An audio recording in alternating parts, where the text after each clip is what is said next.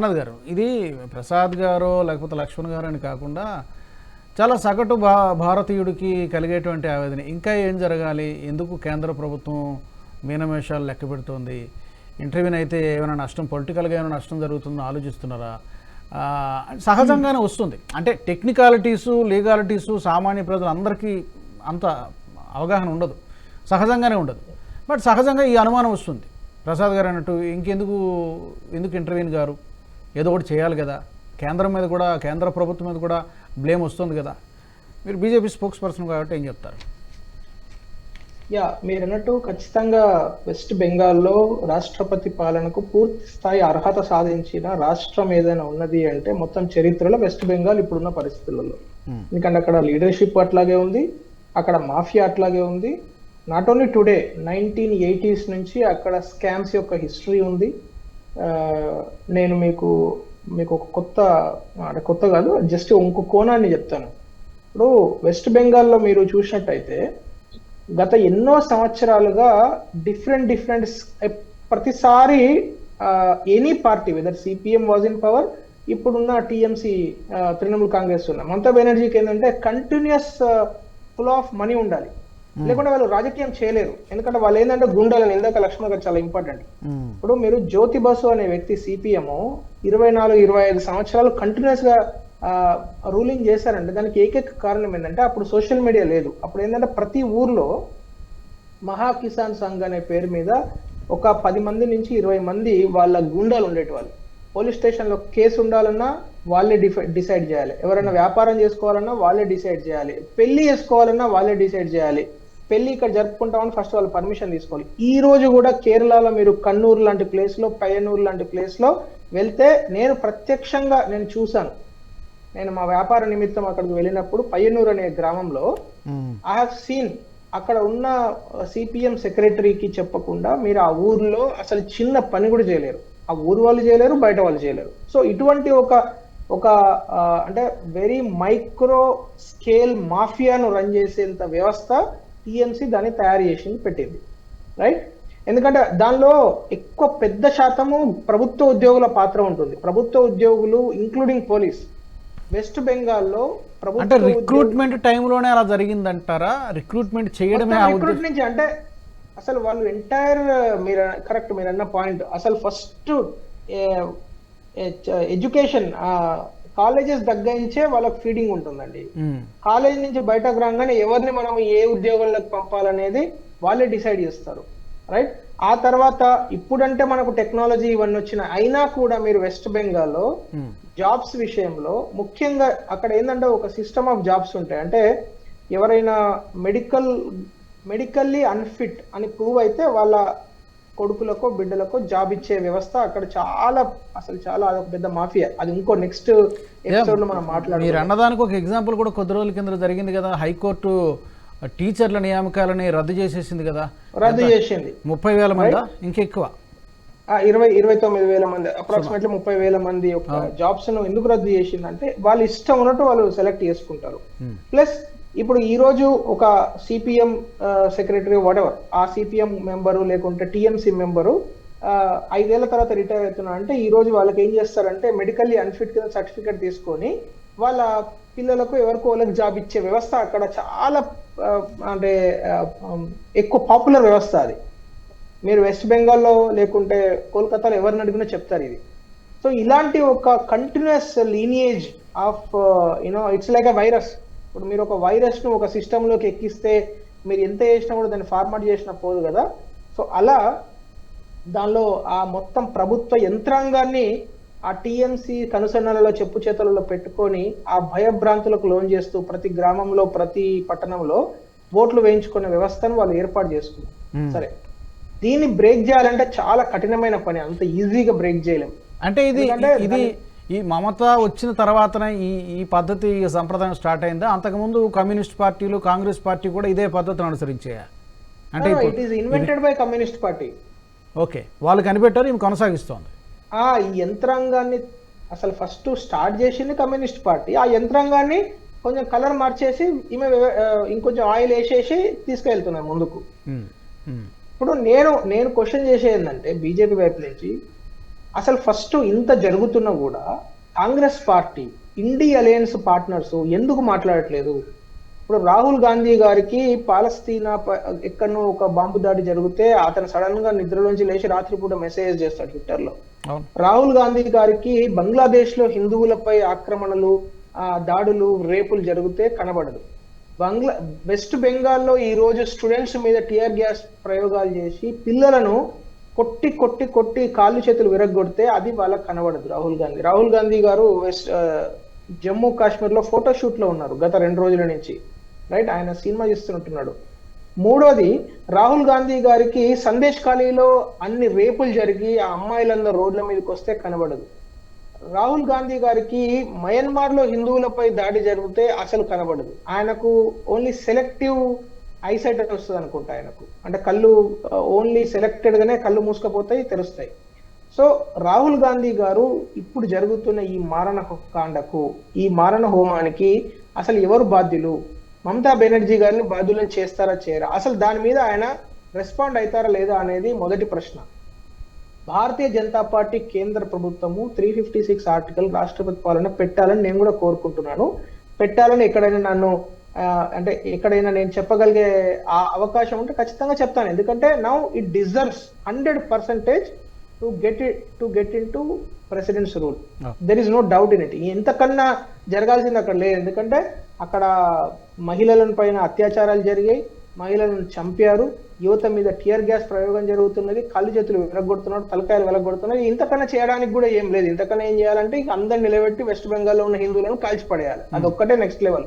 అది కూడా చేస్తుందేమో చూడాలి. ఏదో జమ్మూ కాశ్మీర్ లాగా మారాలేమో, జమ్మూ కాశ్మీర్ లాగా ఏదో కాశ్మీరీ పండిట్లు ఊచకోత లాంటి ఇంకా ఏమైనా ఎక్స్ట్రీమ్ సిచ్యువేషన్. అంటే మీరు కరెక్ట్గానే చెప్పారు, ఓపెన్గానే చెప్పారు. మరి ఎందుకు మరి అలాంటి కఠినమైనటువంటి నిర్ణయం మరి ఎందుకు తీసుకోవట్లేదు అనేది మరి తెలియదు, చూడాలి. ఇప్పుడు మమతా బెనర్జీ వ్యవస్థ ఎట్లా ఉంటుందంటే దొంగ నడిచినట్టు ఉంటది. ఆమెనే ఒక పక్కన అన్నిటిని ట్రిగ్గర్ చేస్తూ ఇటువంటి వ్యక్తులను అందరినీ పెంచి పోషిస్తూ మోడీ గారికి సిబిఐకి లెటర్ రాస్తుంది, మీరు అత్యాచారాలకు వెంటనే కఠినమైన ఇవి చేయాలి, మీరు సిబిఐ వెంటనే ఎంక్వైరీ చేయాలి. అరే మొత్తం అసలు దరిద్రం జరిగిందే ఆవిడ పరిపాలనలో. ఆవిడే హోమ్ మినిస్టర్. ఈ రోజు మీకు వెస్ట్ బెంగాల్ పోలీస్ చేసిన ట్వీట్ చూస్తే ఎంత అన్యాయంగా ఉందంటే, అసలు ఇక్కడ మీరు మొత్తం విజువల్స్ చూస్తే ఒక వర్షం కనబడుతుంది. అసలు ఏ విధంగా వాళ్ళ పైన టియర్ గ్యాస్ వదిలారు, ఏ విధంగా వాటర్ క్యానన్స్ తో కొట్టారు, ఏ విధంగా వాళ్ళ కాలు చేతులు విరగొట్టారు. కానీ వెస్ట్ బెంగాల్ పోలీస్ మాత్రం అసలు ఏం జరగనట్టు, అంత బ్రహ్మాండంగా జరుగుతున్నట్టు వాళ్ళు ట్వీట్ చేస్తున్నారు. అసలు వెస్ట్ బెంగాల్ పోలీసా లేకుంటే టిఎంసి కార్యకర్తలు అర్థమైతలేదు అక్కడ. అసలు చాలా దారుణంగా ఉంది అక్కడ వ్యవస్థ. మీకు మొన్న సందేశ్ ఖాళీలో దారుణాలు జరిగితే మన ex chief justice of Patna high court Narasimha Reddy గారు వాళ్ళ టీం వెళ్తే అక్కడ ఏది సోషల్ ఆడిట్ చేయడానికి వాళ్ళను ఆ జిల్లా బార్డర్ లోనే అరెస్ట్ చేశారు. ఆ డీజీపీ వచ్చి స్పెషల్ గా ఫోర్స్ తీసుకొని వచ్చి ఆ టీంను అరెస్ట్ చేసి వాళ్ళను రిటైన్ చేస్తారు. అంటే ఎంత అన్యాయంగా కనబడుతున్నదంటే, ఇంకా ప్రెసిడెంట్ రూల్ పెట్టడానికి ఇంతకన్నా అర్హమైన స్టేట్ ఎప్పుడు ఏది లేదు. అయితే ఇంకొక పాయింట్ చెప్పి నేను కంక్లూడ్ చేస్తాను. అసలు ఇదంతా ఇంత పెద్ద మాఫియా రన్ చేయాలంటే చాలా డబ్బు అవసరం. ఎందుకంటే టిఎంసీలో 1,00,000 మందికి ప్రతి 1,00,000 మంది పైన ప్రతి నెల జీతం వెళ్తుంది. అక్కడ ఆ సిస్టమ్ ఉంది. అంటే అది ముందు కమ్యూనిస్ట్ పార్టీ, మీకు ఐడియా ఉండొచ్చు. ఇక్కడ కూడా ఇంకా కొన్ని కమ్యూనిస్ట్ అవుట్ఫిట్స్ ఉన్నాయి కదా, వాళ్ళందరికీ ఇంక్లూడింగ్ రాఘవులు, ఇంక్లూడింగ్ నారాయణ, వీళ్ళందరికీ జీతం వెళ్తుంది. వీళ్ళందరూ నెలకు ఇంత శాలరీ తీసుకుంటారు అనమాట, ప్రాపర్ శాలరీ ఉంటుంది. సో కమ్యూనిస్ట్ పార్టీలో ఆ సిస్టమ్ మొదటి నుంచి ఉంది. ఈ సిస్టము వెస్ట్ బెంగాల్లో ఇప్పుడు మన పక్కన, అంటే జస్ట్ రిలేషన్ కోసం చెప్తున్నాను, మన పక్కన జగన్మోహన్ రెడ్డి గారు చేసిన ప్రయోగంలో ప్రతి గ్రామంలో గ్రామ సచివాలయ వాలంటీర్లు వ్యవస్థ పెట్టి వాళ్ళకి జీతం ఇచ్చారు, మీకు తెలుసు కదా. ఆ విధంగా ఒక 50 సంవత్సరాల నుంచి వెస్ట్ బెంగాల్లో ఆ సిస్టమ్ ఉంది. ప్రతి ఊర్లో కొంతమంది పొలిటికల్ కార్యకర్తలకు జీతం ఇచ్చే వ్యవస్థ. అధికారికంగానా అనధికారికంగానా? అధికారికంగా వాళ్ళను వాలంటీర్స్ పేర్ల మీద, ఇంతకు ముందు మహా కిసాన్ సంఘ్ పేరు మీద, మన తెలంగాణలో కూడా కేసీఆర్ గారు ఒక చిన్న ప్రయత్నం చేశారు, అది ఫెయిల్ అయింది. I think if I'm not wrong, రైతు సమన్వయ సమితి అనే పేరు మీద ఆయన ఒక ప్రయోగం స్టార్ట్ చేశారు, కానీ అది సక్సెస్ కాలేదు. ఎందుకంటే ఇక్కడ ప్రాంతంలో అట్లాంటివి యాక్సెప్ట్ చేయరు. సో అక్కడ చూసినట్టయితే అలాంటి ప్రయోగాలతోని అలాంటి వ్యక్తులను పెంచి పోషిస్తూ వాళ్ళకి ఇంకేం పని ఉండదు. ఆ ఊర్లో అందరినీ బెదిరించడము, అవసరమైతే కొట్టడము, లేకుండా మనుషులను చంపడము. ఎందుకంటే వాళ్ళకు అదే పని. వాళ్ళు దే ఆర్ బార్న్ క్రిమినల్స్ లాగా వాళ్ళని తయారు చేసి సిస్టమ్ దాంతోనే రన్ అవుతూ ఉంటుంది. యాక్చువల్గా వాళ్ళు సరిగ్గా పనిచేస్తే పర్పస్ మంచిదే. అంటే ప్రభుత్వ సేవలని ప్రజలకు అందించాలనేటువంటి వాళ్ళ కరెక్ట్గా వాళ్ళు పనిచేస్తే అది చేయాలి. కానీ అది కాకుండా మిగతావన్నీ చేస్తున్నారు వాళ్ళు కార్యకర్తలాగా. ఎగ్జాక్ట్లీ, మీరు చెప్పిన పాయింట్ వెరీ మచ్ వ్యాలిడ్. ఎందుకంటే యాక్చువల్గా వాళ్ళ బయటకు వాళ్ళు ఏం చెప్తారు, వీళ్ళందరూ ప్రభుత్వ సేవలను ప్రజలకు అందించేందుకు వీళ్ళని మేము తయారు చేసిన వ్యవస్థనని చెప్తారు. కానీ వాళ్ళు చేసే పని ఏంది, ఆ ఊర్లో ఒక బర్త్ సర్టిఫికేట్ రావాలన్నా దగ్గర నుంచి ఒక మనిషి చనిపోయిన తర్వాత శవం కాలాలన్నా కూడా వాళ్ళే డిసైడ్ చేస్తారు. అట్లా ఒక ఊరు పైన ఒక 500-1000 ఓట్ల మీద అట్లా హోల్డ్ పెట్టుకుంటారు. అయితే ఇప్పుడు ఈ మధ్య కాలంలో ఏం జరిగిందంటే జస్ట్ ఒక పాజిటివ్, అంటే ఇంత నెగటివ్ నుంచి కూడా ఒక పాజిటివ్ విషయం ఏం జరుగుతుందంటే వాళ్ళ మధ్యలో వాళ్ళ సంఖ్య బాగా పెరిగిపోయి వాళ్ళ మధ్యలో వాళ్ళే కొట్టుకోవడం వల్ల మొన్నటి పంచాయతీ ఎలక్షన్స్ లో ప్రతి ఊర్లో టీఎంసీ 2 గ్రూపులుగా విడిపోయింది. అంటే 2 గ్రూపులు కొట్టుకునే పరిస్థితికి వచ్చేసినాయి అక్కడ. ఈ గ్రూప్ వర్సెస్ ఆ గ్రూప్. అది ఒక, అంటే ఈ మొత్తము నెగటివిటీలో అదొక చిన్న పాజిటివ్ మనకు కనబడుతున్నాయి. అంటే టీఎంసీ కూడా అంత సాలిడ్ గా బాండ్ అయి లేదు. వాళ్ళు కూడా విడిపోయి ఆ గ్రూపులుగా మారిపోయి కొట్టుకునే పరిస్థితి, చంపుకునే పరిస్థితికి వచ్చేసింది అక్కడ. అంటే వాళ్ళ సంఖ్య విపరీతంగా పెరిగిపోయి. సో ఇప్పుడు కేంద్ర ప్రభుత్వానికి మనందరం కూడా ఇప్పుడు మీరు అందరూ కిందగా సామాన్య పౌరులు కంటే నేను కూడా యాజ్ ఎ సామాన్య పౌరునిగా, యాజ్ ఎ కామన్ మ్యాన్ గా we all should request central government to go for article 356. President rule వస్తే అట్లీస్ట్ మనకు కొంత కంట్రోల్ వస్తుంది అక్కడ. సామాన్య ప్రజలపై జరిగే దారుణాలను, అక్రమాలను కొన్ని రోజులైనా అరికట్టగలిగితే నెక్స్ట్ ఎలక్షన్ వచ్చినప్పుడు వాళ్ళు ఏం తీసుకుంటారు డిసిజన్ అనేది చూడాలి. కానీ నా పాయింట్ ఏంటంటే Rahul Gandhi definitely must respond, Congress party definitely must respond. ఎక్కడెక్కడో ప్రపంచంలో ఏది జరిగినా రెస్పాండ్ అయ్యే రాహుల్ గాంధీ గారికి నేను భారతీయ జనతా పార్టీ వైపు నుంచి డిమాండ్ చేసేది ఏంటంటే immediately he should respond on west Bengal protest. డెఫినెట్గా రెస్పాండ్. ఆయన ఇప్పుడు నాట్ ఓన్లీ ఎంపీ కదా, లీడర్ ఆఫ్ అపోజిషన్ కదా, ఎందుకు రెస్పాండ్ కాదు? ఆయననే రెస్పాండ్ కావాలి. మల్లికార్జున ఖర్గే గారు మాట్లాడారు, సోనియా గాంధీ గారు మాట్లాడారు, ఈ చాలా పార్టీస్, ఇండి బ్లాక్లో ఉన్న పార్టీలన్నీ కూడా ఎందుకు రెస్పాండ్ కావు? మాట్లాడాలి. ఎనీవే, ప్రసాద్ గారు, ఇప్పుడు మీలాంటి పొలిటికల్ ఎక్స్పర్ట్స్ చాలామంది చెప్పేది ఏంటంటే ఇప్పుడు అందరూ కోరుకుంటున్నదే, ఇప్పుడు అమర్నాథ్ గారు అన్నట్టుగా ఇంతకంటే పీక్ స్టేజ్ ఏముండదు, ప్రెసిడెంట్ రూల్ పెట్టాలి. సరే, ప్రెసిడెంట్ రూల్ పెడితే మళ్ళీ 6 నెలల్లో అనుకుంటా మళ్ళీ ఎలక్షన్లు నిర్వహించడం, అదే ఒక రూల్ ఉంది కదా, ఎలక్షన్లు నిర్వహిస్తే మళ్ళీ ఆమెనే వస్తుంది పవర్లోకి అని కూడా కొంతమంది చెప్తున్నారు. కాబట్టి అలా జరిగితే అది బీజేపీకి మళ్ళీ బౌన్స్ బ్యాక్ అవుతుంది, బూమరాంగ్ అవుతుంది. మళ్ళీ వాళ్ళు ఎలాంటి ప్రొజెక్షన్ తీసుకొస్తారంటే ప్రజాస్వామ్యయుతంగా ఎన్నికైనటువంటి ప్రభుత్వాన్ని బీజేపీ కూల్చేస్తుందని ఒక నెరేటివ్ బిల్డ్ చేస్తారు. అది మళ్ళీ మనకే బూమరాంగ్ అవుతుందన్నట్టు ఆ భయం ఎక్కడో ఉంది బీజేపీకి అని అంటున్నారు. అందులో ఎంతవరకు? సార్, ఇక్కడ ఒక 5 ఇంపార్టెంట్ క్యాలిక్యులేషన్స్ ఉంటాయండి. ఓకే, ఫస్ట్ ఏంటంటే కాన్స్టిట్యూషనల్ అండ్ లీగల్ హర్డల్స్ అంటారు. అంటే 1994 ఎస్ఆర్ బొమ్మాయి కేసు అయినప్పటి నుంచి చాలా మటుకు ఒకసారి గవర్నమెంట్ ఏదైనా మిస్యూజ్ చేస్తుంది అని అనిపించినప్పటి నుంచి ఒకసారి సుప్రీం కోర్టు కూడా తీర్పిచ్చి ఇది కాదు అని చెప్తుంది అనమాట. అదొకటి. ఇంకోటి ఏంటంటే ఇక్కడ స్ట్రాంగ్ రీజనల్ పార్టీ అయ్యేసరికి విక్టిమ్ కార్డ్ ప్లే చేసే అవకాశం కూడా ఉంది. So no doubt about it. అలాగే ఇంకా మమతా బెనర్జీ అసలు ఇప్పుడు ఎన్డీఏ గవర్నమెంట్ లో కొలిషన్ గవర్నమెంట్, అందులో పార్ట్నర్లు ఎంతవరకు నమ్మకస్తులు అనేది తెలియదు. సో అటువంటి దాంతో ఏమవుతుందంటే, సరే మమతా బెనర్జీతో ఏమైనా సాఫ్ట్ గా ఉంటే ఎక్కడైనా మనకు కలిసి వస్తుందా అంటే, ఇప్పుడు ఇది ఇంప్లిమెంట్ చేస్తే ఇంకా మొత్తం బర్నింగ్ ద బ్రిడ్జెస్ అంటారు, మొత్తం completely anti Bengal central government అని చెప్పి ఈవెన్ ఏదో నేషనల్ లెవెల్ లీడర్ తీసుకెళ్లే అవకాశం కూడా ఉంది. అదొకటి.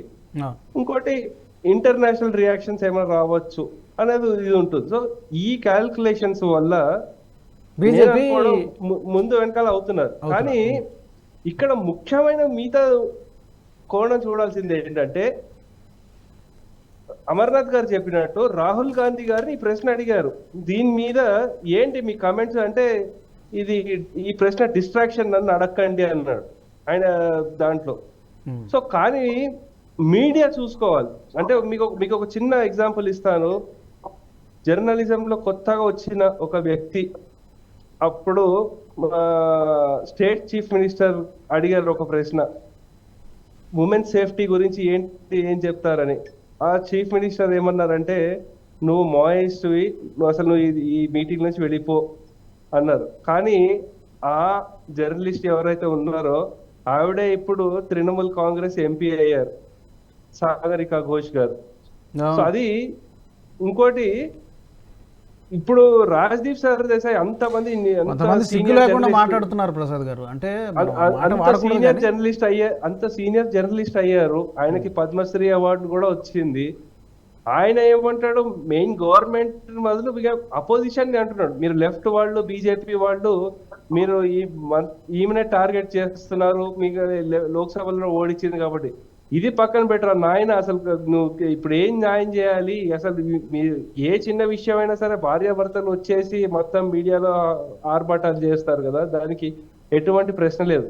కానీ మనం ఇక్కడ చూడాల్సింది ఏంటంటే అండి, జనాలు తిరగబడుతున్నారు ప్రభుత్వానికి.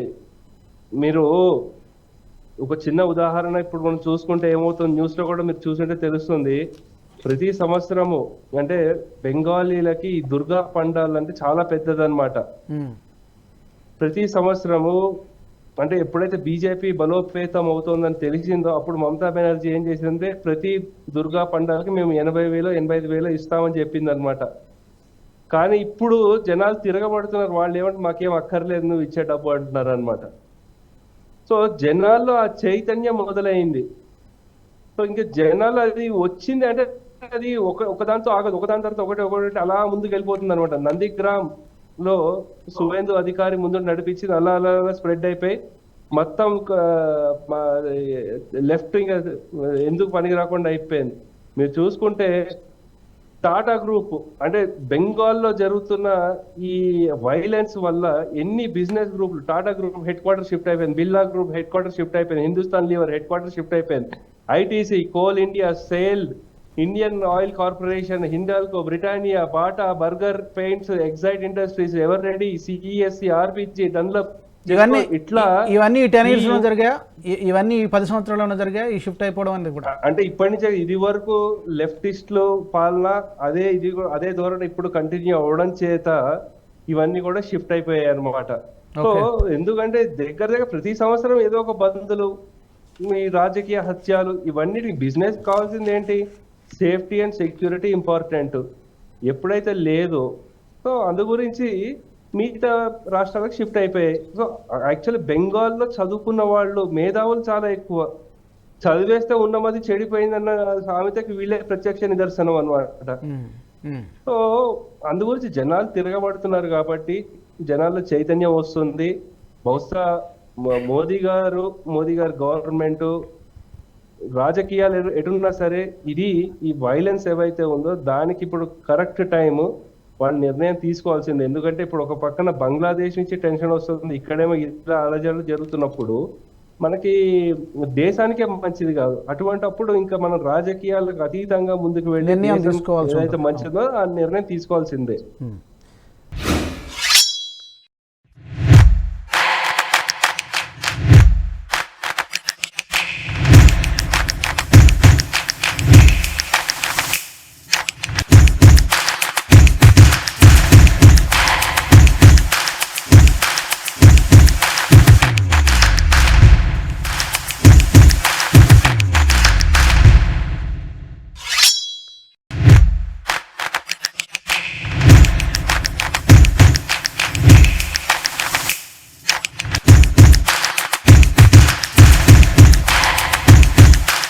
ఈ వీడియో మీకు నచ్చినట్టయితే లైక్ చేయండి, 10 మందికి షేర్ చేయండి. అలాగే కామెంట్ల రూపంలో మీ అభిప్రాయాలను మాతో పంచుకోండి. Nationalist hub group of channels ను సబ్స్క్రైబ్ చేసుకుని తెలుగునాట జాతీయవాద జర్నలిజాన్ని ప్రోత్సహించండి. ఈ వీడియో కింద ఉన్న బెల్ ఐకాన్ పై క్లిక్ చేయడం మర్చిపోవద్దు.